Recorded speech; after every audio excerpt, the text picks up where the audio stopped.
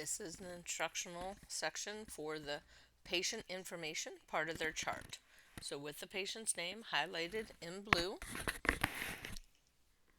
once you get into the patient information section by clicking on information at the top, this is also the home page that will come in and be opened when you highlight the patient's name.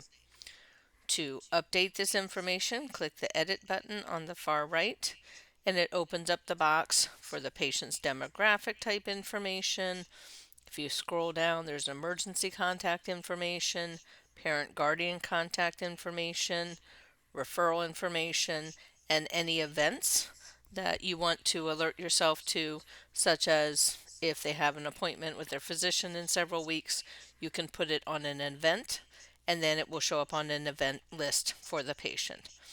You can also use this patient alert section here to have a banner shown every time the patient's chart is open for anything you wanted to alert yourself to for that specific patient, such as patient is hard of hearing, use the back door for entry into their home, maybe to get a copy of their insurance card next session.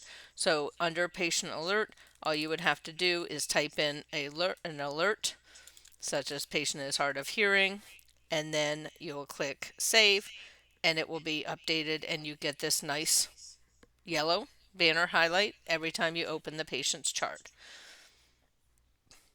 There are also other areas here for patient checklist type information, appointment reminders.